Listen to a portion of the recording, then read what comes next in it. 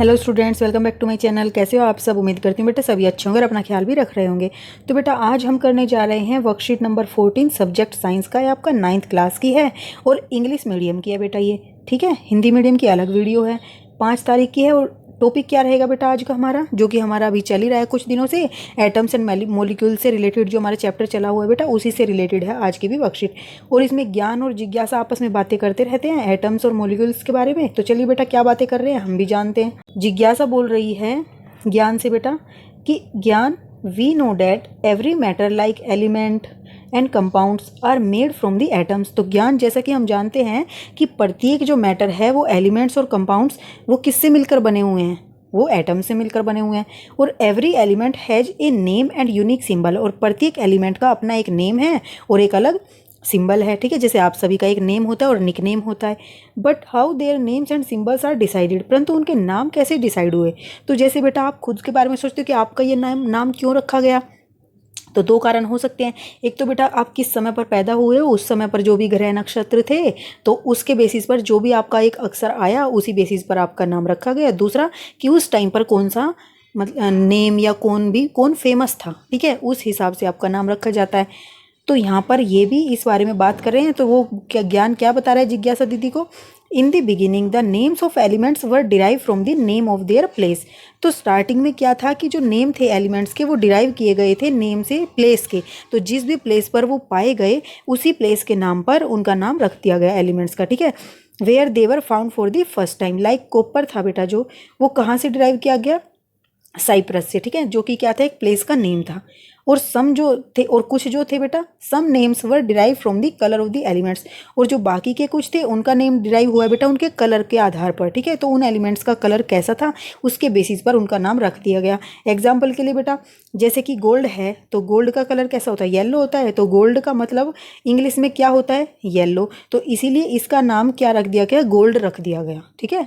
सोना, जो सोना है बेटा पदार्थ या एलिमेंट, उस एलिमेंट का नाम गोल्ड इसलिए रखा गया है क्योंकि वो येलो रंग का दिखता था। और इंग्लिश में येलो को क्या बोलते हैं, गोल्ड बोलते हैं, ठीक है।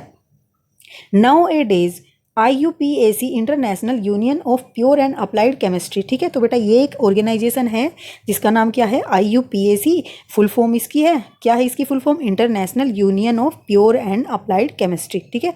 तो ये क्या करती है, इंटरनेशनल साइंटिफिक ऑर्गेनाइजेशन है which approves the names of elements, symbols और यूनिट्स। तो बेटा ये इंपॉर्टेंट है, याद रखना, इस पर क्वेश्चन जरूर आते हैं। तो ये क्या करती है, ये अप्रूव करती है, मान्यता देती है किसी भी एलिमेंट्स के नेम को, उसके सिंबल को और उसकी यूनिट्स को, कि उस एलिमेंट्स को की यूनिट क्या होगी, उसका सिंबल क्या होगा और उसका नेम क्या होगा, ठीक है। Many of the symbols are form from the first 1 और 2 letters of the elements name in English, ठीक है। तो काफ़ी जो सिंबल्स हैं वो किस तरीके से डिसाइड होते हैं, उस जो लेटर होगा बेटा उनका, मतलब कि वो एलिमेंट है, उस एलिमेंट का जो नेम होगा इंग्लिश में उसके फर्स्ट और सेकंड लेटर से नेम डिसाइड होता है या सिंबल डिसाइड होता है उस एलिमेंट का, ठीक है। Symbols of some elements are formed from the name of the elements, और जो कुछ सिंबल्स हैं एलिमेंट्स के वो मतलब कि बने हैं या डिराइव किए गए हैं किससे, जो एलिमेंट्स के नेम है कौन सी लैंग्वेज में, लैटिन में, जर्मन में या फिर ग्रीक में, ठीक है। कुछ के नेम वहाँ से लिए गए हैं, कुछ के इंग्लिश से डिराइव किए गए हैं, ओके।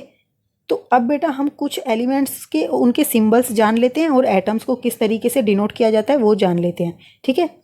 तो यहाँ पर क्या बताया गया है, सम एलिमेंट्स या फिर कह सकते हो एटम्स एंड देयर सिंबल्स। तो an atom of an element, तो जो एटम है किसी भी एलिमेंट का, is known with the same symbol and the same name as of its element.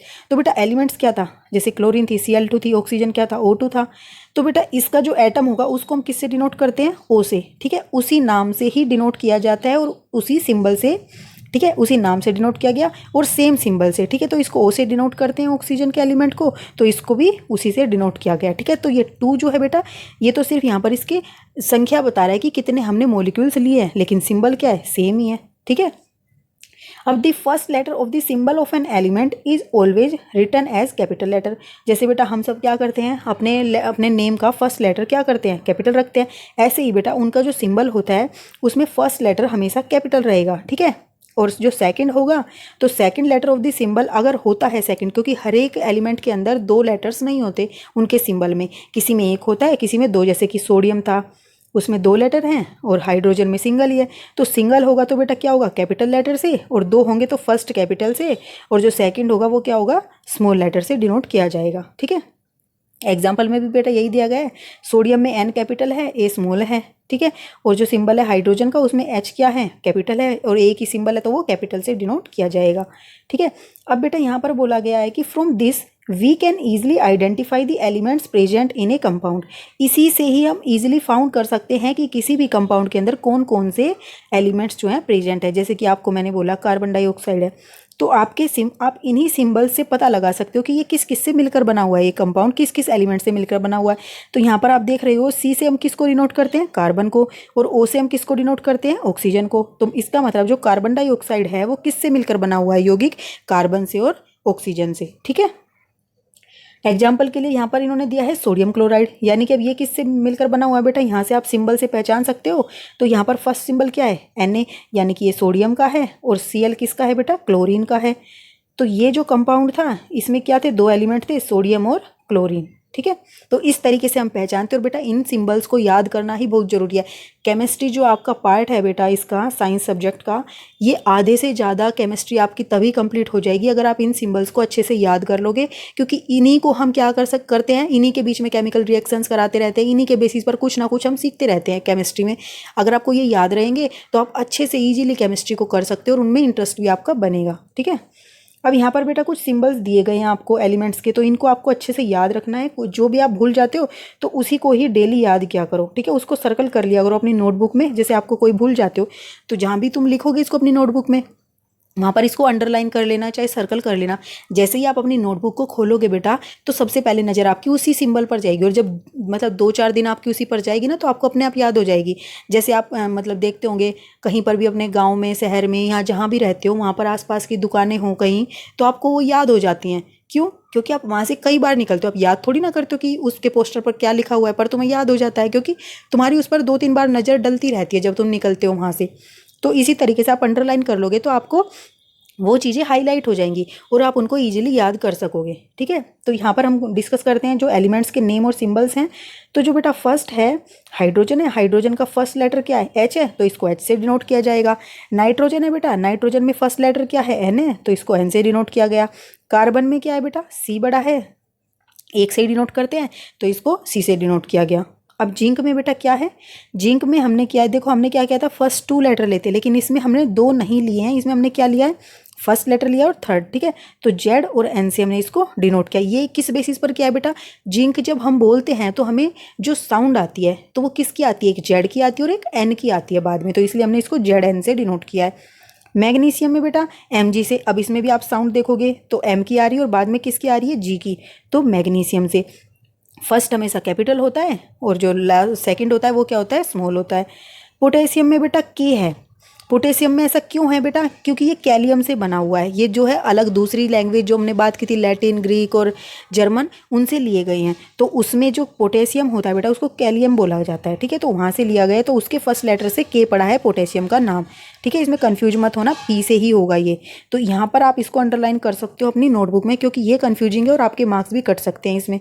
अब सिल्वर है बेटा, सिल्वर को किससे डिनोट किया गया है, एजी से। तो इनके डिफरेंट डिफरेंट नेम है बेटा।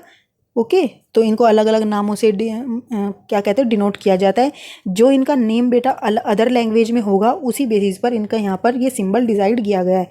इंग्लिश में हमने यहाँ पर सिल्वर लिखा हुआ है इसको। ओके, अब बोरोन है बेटा, बोरोन को हमने बी से डिनोट किया है। क्लोरीन जो है, क्लोरीन को Cl से, आयरन को Fe से। ठीक है, ऑक्सीजन को O से, आयोडीन को I से, कॉपर को Cu से। ठीक है, ये भी याद करना, ये भी कंफ्यूजिंग रहेगा आपके लिए। कॉपर को हम Cu से करते, CO से नहीं करते। CO से होता है बेटा कोबाल्ट। ठीक है, सल्फर से बेटा क्या होगा, S से होता है।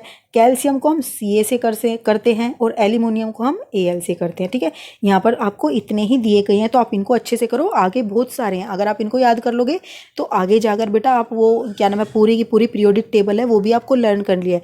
अगर एक साथ करोगे तो आप कन्फ्यूज होगे, तो पहले जितना दिया गया उतना लर्न करो, बाद में वो अपने आप हो जाएंगे। ठीक है, ये तो बेटा हमने सारी डिटेल जान ली। अब हम इसके कुछ क्वेश्चंस करते हैं। ओके, तो यहाँ पर बेटा बताया गया है कि right full form of the full form and function of the IUPAC मैंने अभी ऊपर बताया था और बोला भी था इंपॉर्टेंट है, तो यहाँ पर भी ये क्वेश्चन आ गया बेटा। तो फुल फॉर्म क्या थी इसकी? International Union of Pure and Applied Chemistry, ठीक है। और इसका फंक्शन क्या था बेटा? Its function is to approve names of elements, ठीक है, नेम्स को, किसके? एलिमेंट्स के, सिंबल्स को एलिमेंट्स के, और उनकी यूनिट्स को अप्रूव करने का होता है। आप ऊपर से भी देख सकते हो इसको, ठीक है। अब locate the below mentioned elements in the above given puzzle grid, also right the symbol of the, यहाँ पे एल आएगा, सिंबल ऑफ द एलिमेंट्स। तो यहाँ पर बोला गया बेटा कि ऊपर जो मेंशन किए गए हैं एलिमेंट्स, उनको आपको इस गिवन पजल में ढूंढने हैं, ठीक है, उनको लोकेट करना है। तो कौन कौन से बेटा जो यहाँ पर दिए गए हैं, sodium, hydrogen, potassium, helium, oxygen, aluminium, ये सारे आपको यहाँ पर ढूंढने हैं इसके अंदर, ठीक है। तो एक दो मैं बता देती हूँ कि किस तरीके से आपको ढूंढने हैं, बाकी इसको तो आप सोल्व कर ही लोगे। तो जैसे फर्स्ट क्या था बेटा हमारा? सोडियम।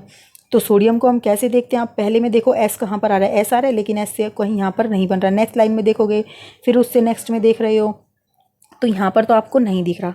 ऐसे ही आपको इसमें ढूंढते जाना है, तो कहीं पर ना कहीं तो आपको इसको मिल ही जाएगा।